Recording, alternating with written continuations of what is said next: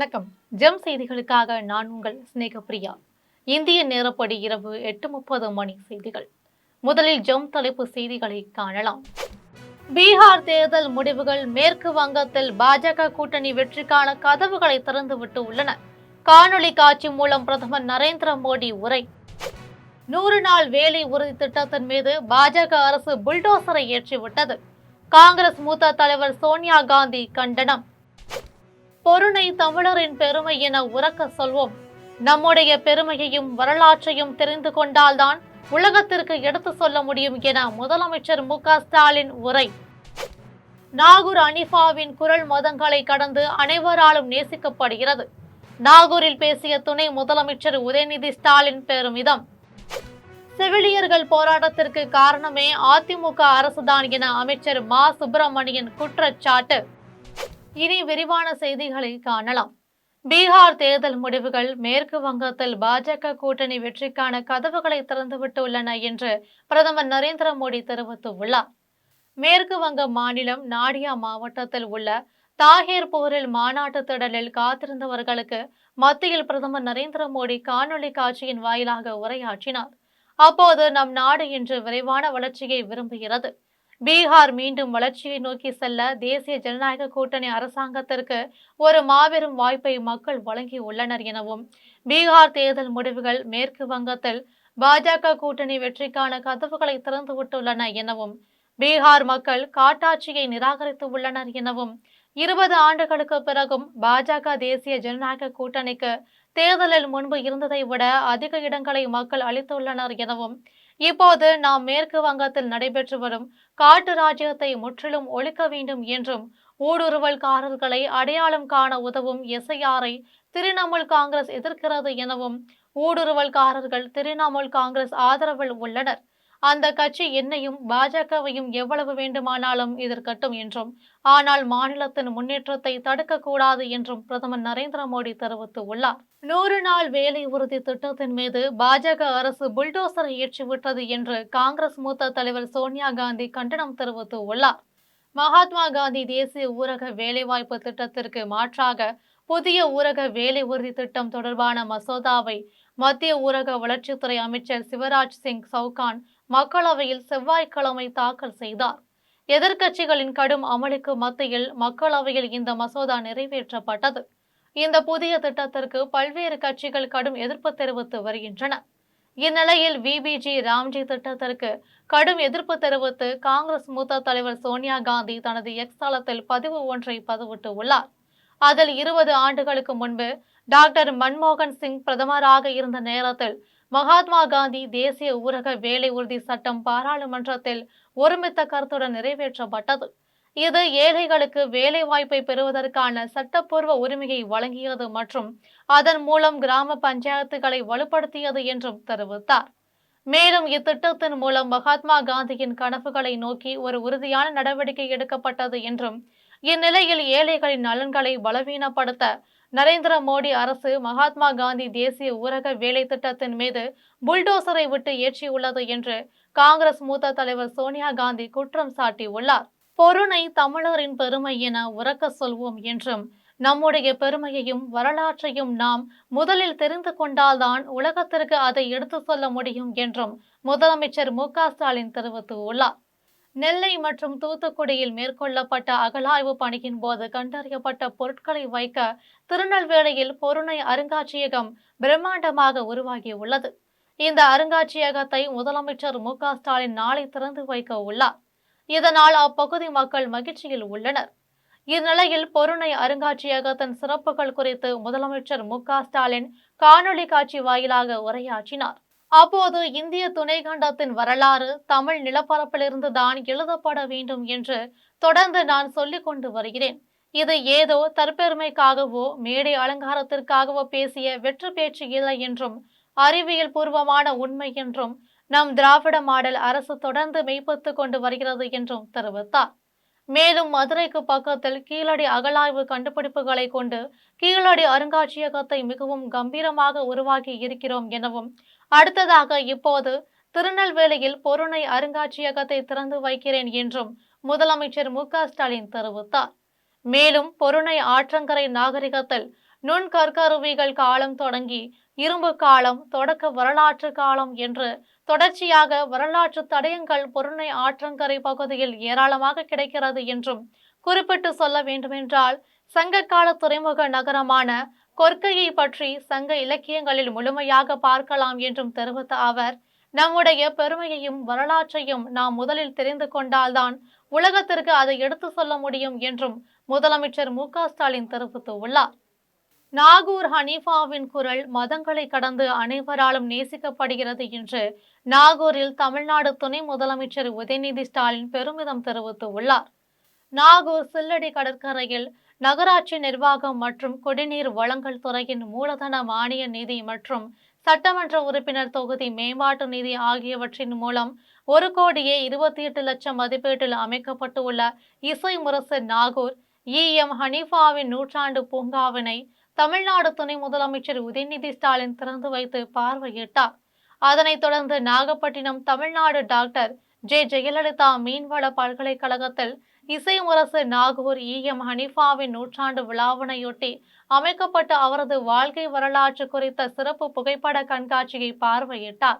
அதன் பின்னர் செய்தி மக்கள் தொடர்பு துறையின் தமிழக அரசு சார்பில் தயாரிக்கப்பட்டுள்ள இசை முரசு நாகூர் இ.எம். ஹனீஃபா நூற்றாண்டு நினைவு மலரினை வெளியிட்டார். அப்போது இசை முரசு நாகூர் இ.எம். ஹனீஃபாவின் குடும்பத்தினருக்கு பொன்னாடை அணிவித்து நினைவு பரிசு வழங்கி சிறப்பித்தார். விழாவில் துணை முதலமைச்சர் உதயநிதி ஸ்டாலின் பேசினார். அப்போது இசை முரசு நாகூர் ஹனீஃபாவின் நூற்றாண்டு விழா நிகழ்ச்சியிலே உங்களோடு சேர்ந்து நானும் கலந்து கொள்வதில் நான் மிகுந்த மகிழ்ச்சி அடைகின்றேன் என்று தெரிவித்தார். மேலும் நாகூர் ஹனீஃபாவின் குரல் மதங்களை கடந்து அனைவராலும் நேசிக்கப்படுகிறது என்றும் நாகூர் ஹனீஃபா பாடிய பிறகுதான் திராவிட இயக்கத்தின் மாநாடுகள் தொடங்கும் என உதயநிதி ஸ்டாலின் நினைவு கூர்ந்தார். செவிலியர்கள் போராட்டத்திற்கு காரணமே அதிமுக அரசுதான் என்று அமைச்சர் மா. சுப்பிரமணியன் தெரிவித்துள்ளார். சென்னை சைதாப்பேட்டை காரினீஸ்வரர் கோவிலில் அருகே நடைபெற்ற சிறப்பு மருத்துவ முகாமை அமைச்சர் மா. சுப்பிரமணியன் இன்று காலை தொடங்கி வைத்து செய்தியாளர்களை சந்தித்து பேசியுள்ளார். அப்போது எஸ்ஐஆர் பணி தொடங்கப்பட்டதற்கு முன்பே இந்தியா கூட்டணி கடுமையாக எதிர்த்தது. நாங்களும் நீதிமன்றத்தை நாடினோம். குறுகிய கால இடைவேளையில் இது நடைபெற்றுள்ளது என்றும் திமுகவை பொறுத்தவரை எஸ்ஐஆர் விவகாரத்தில் ஜனநாயகத்தை முழுவதும் கடைபிடித்தது. சோழிங்கநல்லூரில் மட்டும் 2,50,000 வாக்குகள் நீக்கப்பட்டு உள்ளது. சைதாப்பேட்டையில் 1,86,000 வாக்குகள் ஏற்றுக்கொள்ளப்பட்டது. 12,000 வாக்குகள் ஆவணங்கள் இல்லை என நிராகரிக்கப்பட்டுள்ளது என்றும் தெரிவித்தார். மேலும் ஜெயலலிதா முதலமைச்சராக இருந்தபோதுதான் ஒப்பந்த செவிலியர் பணியிடம் என உருவாக்கப்பட்டது. இன்று எடப்பாடி பழனிசாமி உள்ளிட்டோர் அறிக்கை விடுவது ஒரு மாதிரியாக உள்ளது. இந்த பிரச்சனைக்கு காரணமே அதிமுக தான் என்றும் 3,783 ஒப்பந்த செவிலியர்கள் திமுக அரசு வந்த பிறகு பணி நிரந்தரம் செய்யப்பட்டு உள்ளனர் எனவும் அவர்களது கோரிக்கை இன்னும் கூடுதல் காலி பணியிடங்களை உருவாக்க வேண்டும் என்பதுதான் என்றும் அமைச்சர் மா. சுப்பிரமணியன் தெரிவித்துள்ளார். காசோலை மோசடி வழக்கில் திருப்பதி பிரதர்ஸ் தயாரிப்பு நிறுவன உரிமையாளர்கள் சுபாஷ் சந்திர போஸ் மற்றும் அவரின் சகோதரர் இயக்குனர் லிங்குசாமி ஆகியோருக்கு விதிக்கப்பட்ட ஓராண்டு சிறை தண்டனையை தீர்ப்பை எதிர்த்து 10 நாட்களில் மேல்முறையீடு செய்ய இருப்பதாக சென்னை வடபழனியில் வழக்கறிஞர் பிரகாஷ் தெரிவித்துள்ளார். பணமில்லாத வங்கி கணக்கு மூலம் காசோலை மோசடி செய்ததாக திருப்பதி பிரதர்ஸ் தயாரிப்பு நிறுவன உரிமையாளர்கள் சுபாஷ் சந்திர போஸ் மற்றும் அவரின் சகோதரர் இயக்குனர் லிங்குசாமி மீதும் வழக்கு தொடரப்பட்டது. 8 ஆண்டுகளாக விசாரணை நடத்தப்பட்ட நிலையில் இருவருக்கும் ஓராண்டு சிறை தண்டனை விதித்து சென்னை பெருநகர் குற்றவியல் நீதிமன்றம் தீர்ப்பளித்தது. இது தொடர்பாக தயாரிப்பாளர் சுபாஷ் சந்திர போஸின் வழக்கறிஞர் பிரகாஷ் சென்னை வடபழனியில் உள்ள பிரசாத் லேபில் செய்தியாளர்களை சந்தித்து பேசினார். அப்போது தங்களுக்கும் நிதி நிறுவனத்திற்கும் எவ்வித கொடுக்கல் வாங்கலும் இல்லை என்பதுதான் தங்கள் தரப்பு வாதம் என்றும் தாங்கள் கொடுத்த காசோலை தவறுதலாக பயன்படுத்தப்பட்டிருப்பதாக வழக்கறிஞர் தெரிவித்தார். மேலும் சுபாஷ் சந்திர போஸ் மற்றும் அவரின் சகோதரர் இயக்குனர் லிங்குசாமி ஆகியோருக்கு விதிக்கப்பட்ட ஓராண்டு சிறை தண்டனையை எதிர்த்து 10 நாட்களில் மேல்முறையீடு செய்ய உள்ளதாகவும் வேறு நிறுவனத்திற்கு கொடுக்கப்பட்ட காசோலையை தவறுதலாக பயன்படுத்தியதை நீதிமன்றத்தில் நிரூபிப்போம் என்றும் வழக்கறிஞர் பிரகாஷ் தெரிவித்தார். மேலும் இவ்வழக்கில் ஓராண்டு சிறை என்று மட்டுமே தீர்ப்பு வழங்கப்பட்டுள்ளதாகவும் கைது நடவடிக்கையோ பிடிவாரண்டோ பிறப்பிக்கப்படவில்லை என விளக்கம் அளிக்கப்பட்டது எனவும் வழக்கறிஞர் பிரகாஷ் தெரிவித்தார். 2026 சட்டமன்ற தேர்தலில் தமிழகத்தில் நடைபெற்று வரும் குடும்ப ஆட்சியை மக்கள் தூக்கி எறிந்து விடுவார்கள் என்று அரக்கோணத்தில் தமிழ்நாடு சட்டமன்ற எதிர்க்கட்சி துணை கொறடா ரவி தெரிவித்துள்ளார். ராணிப்பேட்டை மாவட்டம் அரக்கோணம் எஸ்ஆர் கேட் பகுதியில் அதிமுக சார்பில் பொதுக்குழு விளக்க பொதுக்கூட்டம் நகர செயலாளர் பாண்டுரங்கன் தலைமையில் நடைபெற்றது. கூட்டத்தில் அரக்கோணம் சட்டமன்ற உறுப்பினரும் தமிழ்நாடு சட்டமன்ற எதிர்க்கட்சி துணை கொறடாவுமான ரவி கலந்து கொண்டு சிறப்புரையாற்றினார். அப்போது அதிமுக தனித்து போட்டியிட்டு வெற்றி பெறும் கட்சி எனவும், திமுக கூட்டணியை தான் நம்பியிருக்கிறது எனவும், இந்தியா முழுவதும் பல்வேறு மாநிலங்களில் மக்கள் குடும்ப ஆட்சியை தூக்கி எறிந்து விட்டார்கள் என்றும், 2026 சட்டமன்ற தேர்தலில் தமிழகத்தில் நடைபெற்று வரும் குடும்ப ஆட்சியை மக்கள் தூக்கி எறிந்து விடுவார்கள் என்றும் சட்டமன்ற உறுப்பினர் சு ரவி தெரிவித்துள்ளார். அதனைத் தொடர்ந்து பொதுமக்களுக்கு நலத்திட்ட உதவிகளை சு ரவி வழங்கினார். கூட்டத்தில் முன்னாள் அமைச்சர் வளர்மதி உட்பட அதிமுக நிர்வாகிகள் பலர் கலந்து கொண்டனர். திருவள்ளூர் மாவட்டத்தில் உள்ள 10 சட்டமன்ற தொகுதி வரைவு வாக்காளர் பட்டியலை முன்னாள் அதிமுக அமைச்சர் PV ரமணா மற்றும் அனைத்து கட்சி நிர்வாகிகள் முன்னிலையில் மாவட்ட ஆட்சியர் மு பிரதாப் வெளியிட்டார்.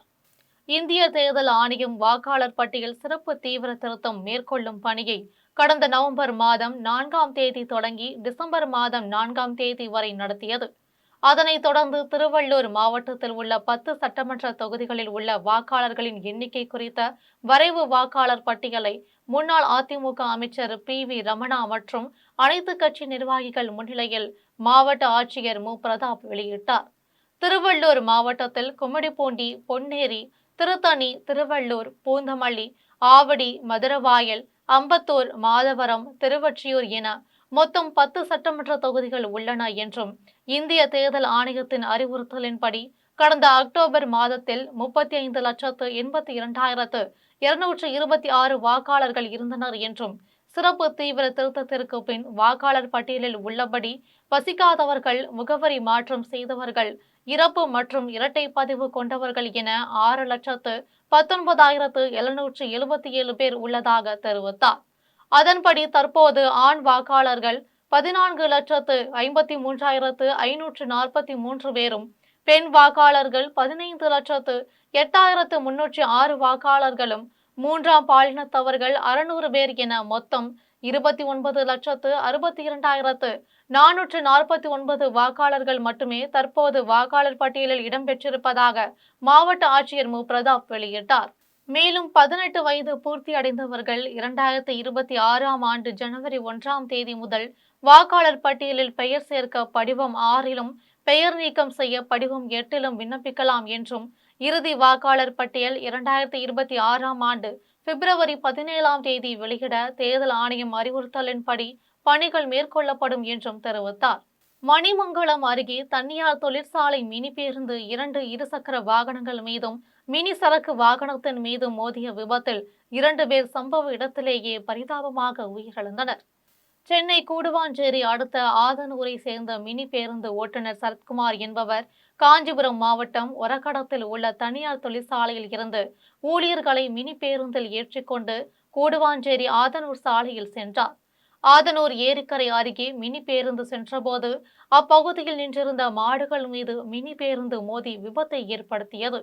இதனை கண்ட அப்பகுதி மக்கள் பேருந்தை பின்தொடர்ந்து துரத்தினர். இதனை கண்ட ஓட்டுநர் சரத்குமார் மினி பேருந்தை வேகமாக இயக்கியதால் எதிர் திசையில் வந்த 2 இருசக்கர வாகனங்கள் மீதும் ஒரு மினி சரக்கு வாகனத்தின் மீதும் அடுத்தடுத்து மோதி விபத்தை ஏற்படுத்தினார். இந்த விபத்தில் இருசக்கர வாகனத்தில் வந்த மின்வாரிய ஊழியர் ராஜ்குமார், அவரது மகள் சந்தியா, வெங்கடேஷ், அவரது மனைவி சாரதா ஆகியோரும் தூக்கி வீசப்பட்டனர். இதில் படுகாயமடைந்த ராஜ்குமார், வெங்கடேஷ் ஆகியோர் உயிருக்கு போராடி கொண்டிருந்தனர். இதனை அறிந்த அப்பகுதி மக்கள் 108 ஆம்புலன்ஸிற்கு தகவல் அளித்தனர்.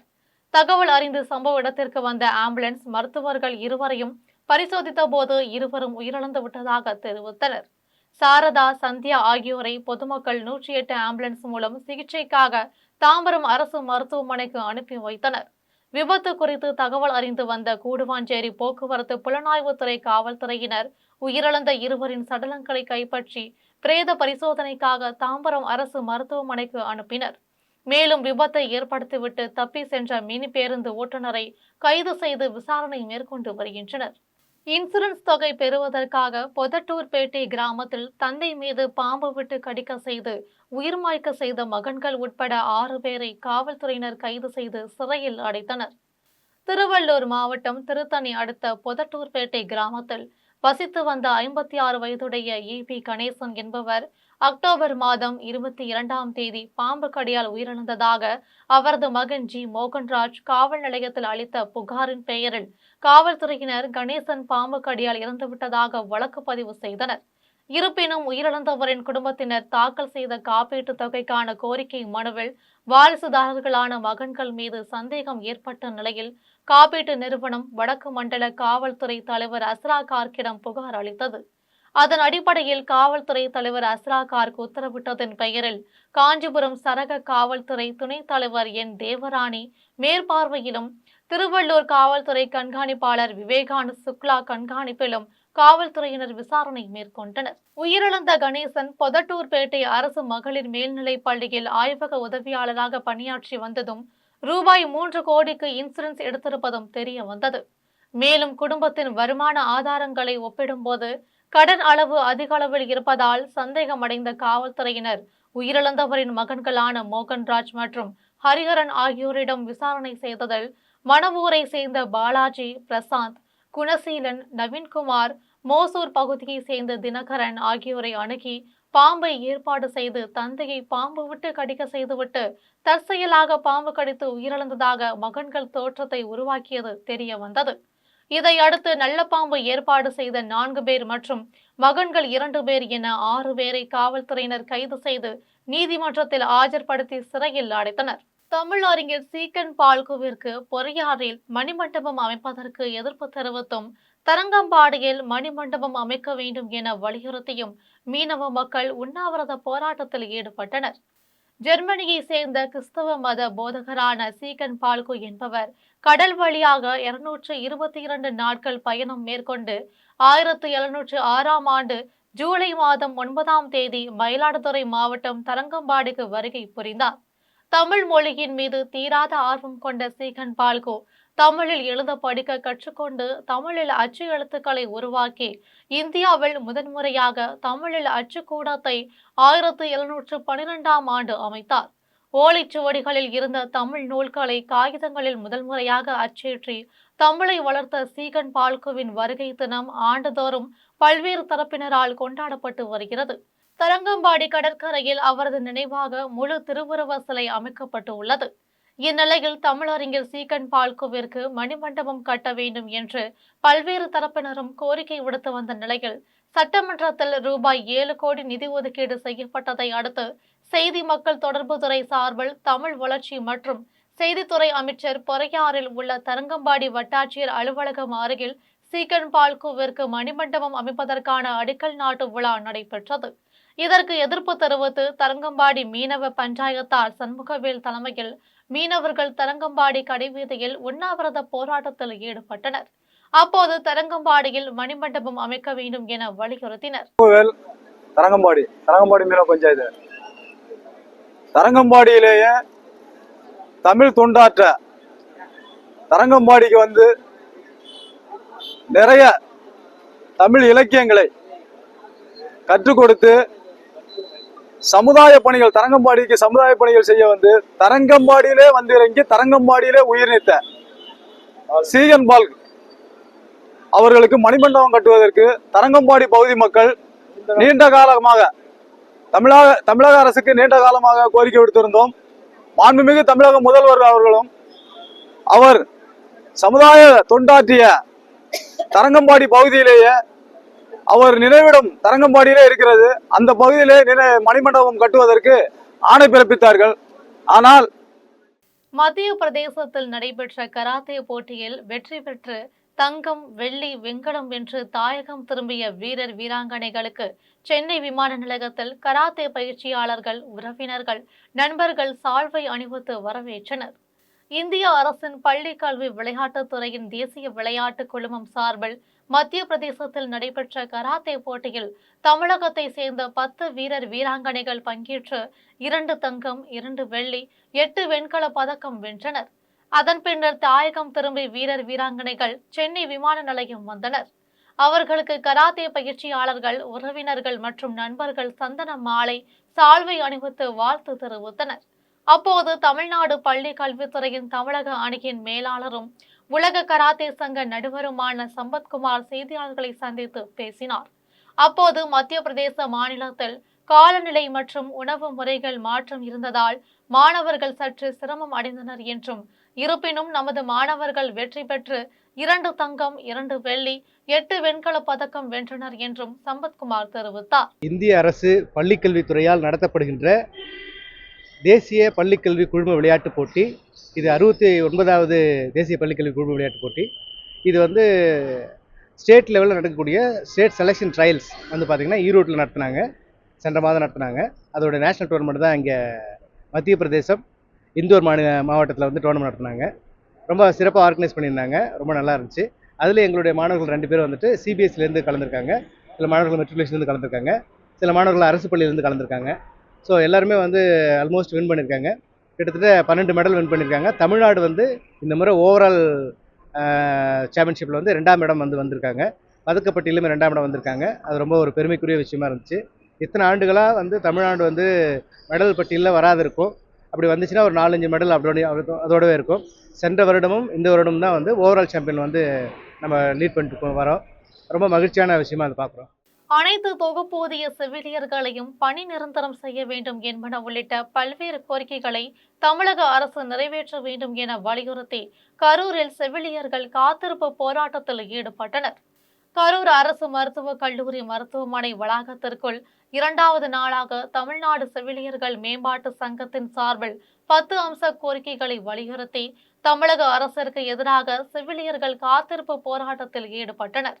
போராட்டத்திற்கு தமிழ்நாடு செவிலியர்கள் மேம்பாட்டு சங்கத்தின் மாவட்ட செயலாளர் தேவி தலைமை தாங்கினார். போராட்டத்தில் திமுக அரசு தேர்தல் வாக்குறுதியில் குறிப்பிட்டபடி அனைத்து தொகுப்பூதிய செவிலியர்களையும் பணி நிரந்தரம் செய்ய வேண்டும், சென்னை உயர்நீதிமன்ற உத்தரவின் மீதான மேல்முறையீட்டை கைவிட்டு செவிலியர்களுக்கு சம வேலைக்கு சம ஊதியம் வழங்க வேண்டும், செவிலியர் கண்காணிப்பாளர் நிலை என்ற 3 பணியிடங்களை மீண்டும் உருவாக்கிட வேண்டும், கொரோனா காலகட்டத்தில் பணி செய்து பணி நீக்கம் செய்யப்பட்ட அனைத்து செவிலியர்களுக்கும் மீண்டும் பணி வழங்க வேண்டும், 7, 14, 20 மற்றும் 25 ஆண்டுகள் பணியாற்றுகின்ற செவிலியர்களுக்கு பதவி உயர்வுக்கான ஊதிய நிர்ணயம் செய்திட வேண்டும் என்பன உள்ளிட்ட 10 அம்ச கோரிக்கைகளை வலியுறுத்தி தமிழக அரசுக்கு எதிராக கண்டன கோஷங்களை எழுப்பினர். கிறிஸ்தவ பள்ளிகள்தான் ஒழுக்கம், கடமை, கண்ணியம் ஆகியவற்றை தான் கற்றுக்கொண்டேன் என்று ஓமலூர் அடுத்த RC செட்டிப்பட்டி பகுதியில் செயல்பட்டு வரும் புனித ஜோசப் பொதுமை பள்ளியில் நடைபெற்ற கிறிஸ்துமஸ் விழாவில் அமைச்சர் ராஜேந்திரன் பெருமிதம் தெரிவித்தார். சேலம் மாவட்டம் ஓமலூர் அடுத்த RC செட்டிப்பட்டி பகுதியில் செயல்பட்டு வரும் புனித ஜோசப் பொதுமை பள்ளியில் பெற்றோர் தின விழா மற்றும் கிறிஸ்துமஸ் பெருவிழா சிறப்பாக கொண்டாடப்பட்டது. விழாவில் பங்கேற்ற சுற்றுலாத்துறை அமைச்சர் ராஜேந்திரனுக்கு பள்ளியின் சார்பில் சிறப்பான வரவேற்பு அளிக்கப்பட்டது. அதனைத் தொடர்ந்து பள்ளியில் அமைக்கப்பட்டிருந்த அழகிய கொடிலில் இயேசு கிறிஸ்துவின் சிறுவுருவத்தை அமைச்சர் ராஜேந்திரன் தனது கரங்களால் கொடிலில் வைத்து வணங்கினார். அதனைத் தொடர்ந்து விழாவில் பங்கேற்ற அனைவரையும் வரவேற்று பேசினார். அப்போது தான் ஒரு கிறிஸ்தவ பள்ளியில் பயின்ற மாணவன் எனவும், தான் ஒரு அமைச்சராக இருப்பதற்கு பல்வேறு காரணங்கள் இருந்தாலும் அதன் வரிசையில் கிறிஸ்தவ பள்ளியில் பயின்றதும் முக்கிய காரணம் எனவும், கிறிஸ்தவ பள்ளியில்தான் ஒழுக்கம், கடமை, கண்ணியம் ஆகியவற்றை தான் கற்றுக்கொண்டேன் எனவும் அமைச்சர் ராஜேந்திரன் பெருமிதம் தெரிவித்தார். இதையடுத்து ஒற்றை பெற்றோருடைய மாணவர்களுக்கு புனித ஜோசப் பொதுமை பள்ளியின் சார்பில் கிறிஸ்துமஸ் பரிசுகள் வழங்கப்பட்டது. அதன் பின்னர் பள்ளி மாணவ மாணவிகள், ஆசிரியைகள் மற்றும் பணியாளர்கள் பங்கேற்ற நாடகம், நடனம் உள்ளிட்ட பல்வேறு கண்கவர் கலை நிகழ்ச்சிகள் நடைபெற்றது. கோவை காலப்பட்டி சாலையில் உள்ள சுகுணா பாலிடெக்னிக் கல்லூரியில் 25 ஆண்டுகளுக்கு முன்பு பயின்ற முன்னாள் மாணவர்கள் சந்திப்பு நிகழ்ச்சி நடைபெற்றது. கோவை காலப்பட்டி சாலையில் செயல்பட்டு வரும் சுகுணா பாலிடெக்னிக் கல்லூரியில் கடந்த 1997ஆம் ஆண்டு முதல் 2000ஆம் ஆண்டு வரை பல்வேறு துறைகளில் பயின்ற முன்னாள் மாணவர்கள் சந்திப்பு நிகழ்ச்சி நடைபெற்றது. நிகழ்ச்சியில் அமெரிக்கா, ஆஸ்திரேலியா, மலேசியா, துபாய் உள்ளிட்ட பல்வேறு வெளிநாடுகளிலும், ஆந்திரா, கர்நாடகா உள்ளிட்ட வெளி மாநிலங்களிலும், தமிழகத்தில் பல்வேறு மாவட்டங்களிலும் பணியாற்றும் முன்னாள் மாணவ மாணவிகள் கலந்து கொண்டனர். இதேபோன்று ஆசிரியர்களாக பணிபுரிந்து வேறு இடங்களுக்கு சென்றவர்களும் நிகழ்ச்சியில் கலந்து கொண்டனர். 25 ஆண்டுகளுக்கு பிறகு மாணவர்கள் மீண்டும் ஒன்று கூடி தங்கள் பழைய நினைவுகளை பகிர்ந்து கொண்டனர். அதன் பின்னர் தங்களது ஆசிரியர்களையும் நிறுவனத்தின் தாளாளர்கள் சுகுமா, லட்சுமி நாராயணன் ஆகியோரை சந்தித்து நினைவு பரிசுகளை வழங்கி மகிழ்ந்தனர். நிகழ்ச்சியின் ஒரு பகுதியாக முன்னாள் மாணவ மாணவிகள், ஆசிரியர்கள் மற்றும் ஊழியர்களுக்கு நினைவு பரிசுகள் வழங்கி குழுவாக இணைந்து புகைப்படம் எடுத்துக் கொண்டனர். அதனைத் தொடர்ந்து மாணவர்கள் தாங்கள் படித்த பழைய வகுப்பறைகளை பார்வையிட்டு பழைய நினைவுகளை பகிர்ந்தனர். 4 மாவட்ட கல்லூரி மாணவர்களுக்காக காஞ்சிபுரத்தில் நடைபெற்ற கேரம் போட்டியை சென்னை பல்கலைக்கழக இயக்குனர் டாக்டர் வி மகாதேவன் தொடங்கி வைத்தார். சென்னை, திருவள்ளூர், செங்கல்பட்டு, காஞ்சிபுரம் ஆகிய 4 மாவட்ட கல்லூரி மாணவ மாணவிகளுக்கான கேரம் போட்டி முதல் முறையாக தமிழ்நாடு கேரம் சங்கம் சார்பில் காஞ்சிபுரத்தை சேர்ந்த துணை செயலாளர் சீலா ஏற்பாட்டில் காஞ்சிபுரத்தில் நடைபெற்றது. நிகழ்ச்சியில் சென்னை பல்கலைக்கழக இயக்குனர் டாக்டர் வி மகாதேவன் கலந்து கொண்டு கேரம் போட்டியை தொடங்கி வைத்தார். தமிழ்நாட்டின் கேரம் சங்கத்தின் இணைச் செயலாளர் ஜி ஷீலா அனைவரையும் வரவேற்று கேரம் போட்டியை சிறப்பாக நடத்தினார். அதனைத் தொடர்ந்து போட்டியில் வெற்றி பெற்றவர்களுக்கு காஞ்சிபுரம் மாவட்ட கேரம் சங்கத்தின் பி கோபிநாத் பங்கேற்று பரிசுகளை வழங்கினார். அதன் பின்னர் நன்றி உரையாற்றி நிகழ்ச்சியை முடித்து வைத்தார். இதில் ஏராளமான கல்லூரி மாணவர்கள், கல்லூரியின் பேராசிரியர் கலந்து கொண்டனர். எஸ்ஐஆர் பணிகளுக்கு பின்னர் மதுரவாயல் தொகுதியில் மட்டும் 1,25,701 வாக்காளர்கள் நீக்கப்பட்டுள்ளதாக மதுரவாயலில் நடைபெற்ற வாழ்த்தரங்கம் நிகழ்ச்சியில் அமைச்சர் மா சுப்பிரமணியன் தெரிவித்துள்ளார். சென்னை மதுரவாயலில் உள்ள தனியார் மண்டபத்தில் உதயநிதி ஸ்டாலின் பிறந்தநாளை ஒட்டி திமுக சார்பில் வாழ்த்தரங்கம் நிகழ்ச்சி நடைபெற்றது. மதுரவாயல் சட்டமன்ற உறுப்பினர் காரம்பாக்கம் கணபதி தலைமையில் நடைபெற்ற நிகழ்ச்சியில் மருத்துவத்துறை அமைச்சர் மா சுப்பிரமணியன் உள்ளிட்ட ஏராளமானோர் கலந்து கொண்டனர். நிகழ்ச்சியில் அமைச்சர் மா சுப்பிரமணியன் பேசினார். அப்போது எஸ்ஐஆர் பணிகளுக்கு பிறகு மதுரவாயல் தொகுதியில் மட்டும் 1,25,701 வாக்காளர்கள் நீக்கப்பட்டிருப்பதாக தெரிவித்தார். மதுரவாயல் தொகுதியில் வாக்காளர்களின் எண்ணிக்கை 4,42,741 இருந்ததாகவும் தற்போது வரை வாக்காளர் பட்டியலில் 3,17,670 பேர் மட்டுமே இருப்பதாகவும் தெரிவித்தார். அதிலும் 50,000 பேருக்கு கூடுதல் ஆவணங்களை சமர்ப்பிக்க நோட்டீஸ் அனுப்பப்பட்டிருப்பதாகவும், தவறும் பட்சத்தில் அவர்களது வாக்குகளும் தகுதி நீக்கம் செய்யப்படும் எனவும் குறிப்பிட்டார். எனவே அனைவரும் வரைவு வாக்காளர் பட்டியல் வந்தவுடன் தங்களது வாக்குகள் இருக்கிறதா என்பதை உறுதி செய்து கொள்ள வேண்டும் என அமைச்சர் மா சுப்பிரமணியன் அறிவுறுத்தியுள்ளார். திமுகவின் தேர்தல் வாக்குறுதியை நிறைவேற்ற வேண்டும் என வலியுறுத்தி 3வது நாளாக சென்னையை அடுத்த கூடுவாஞ்சேரி ஆரம்ப சுகாதார நிலையத்தில் செவிலியர்கள் போராட்டத்தில் ஈடுபட்டனர். தமிழ்நாடு செவிலியர் மேம்பாட்டு சங்கத்தினர் 18ஆம் தேதி சென்னை சிவானந்தா சாலையில் உண்ணாவிரத போராட்டம் தொடங்கினர். அப்போது மருத்துவம் மற்றும் மக்கள் நல்வாழ்வுத்துறை துறை செயலாளருடன் நடைபெற்ற பேச்சுவார்த்தையில் எந்தவித முன்னேற்றமும் இன்றி தோல்வி அடைந்தது. இதனால் அதே பகுதியில் போராட்டத்தில் ஈடுபட முயன்ற செவிலியர்களை காவல்துறையினர் கைது செய்து கிளாம்பாக்கம் பேருந்து நிலையத்தில் இறக்கிவிட்டனர். இதனையடுத்து கிளாம்பாக்கம் பேருந்து நிலையத்தில் இரவு நேரத்திலும் செவிலியர்கள் போராட்டத்தில் ஈடுபட்டனர். போராட்டத்தில் ஈடுபட்டவர்களை காவல்துறையினர் கைது செய்து ஊரப்பாக்கத்தில் உள்ள திருமண மண்டபத்தில் அடைத்து வைத்தனர். இதனை அடுத்து 19ஆம் தேதி மக்கள் நல்வாழ்வுத்துறை அமைச்சர் மா சுப்பிரமணியனுடன் செவிலியர் சங்கத்தின் நிர்வாகிகள் 5 பேர் திமுக தேர்தல் வாக்குறுதியை நிறைவேற்றுவது குறித்து பேச்சுவார்த்தை நடத்தினர். அதில் எந்தவித முன்னேற்றமும் ஏற்படவில்லை என்பதால் சென்னைக்கு வர முடியாத செவிலியர்கள் தங்கள் மாவட்டங்களிலேயே போராட்டத்தை தொடர வேண்டும் என வேண்டுகோள் விடுத்தனர். இதனையடுத்து 3வது நாளாக அந்தந்த மாவட்டங்களில் செவிலியர்கள் போராட்டத்தில் ஈடுபட்டு வருகின்றனர். அதன்படி சென்னை ஊரப்பாக்கத்தில் இருந்து செவிலியர்கள் பேரணியாக நடந்து சென்று கூடுவாஞ்சேரியில் உள்ள ஆரம்ப சுகாதார நிலையத்தில் இன்று 3வது நாளாக போராட்டத்தில் ஈடுபட்டனர்.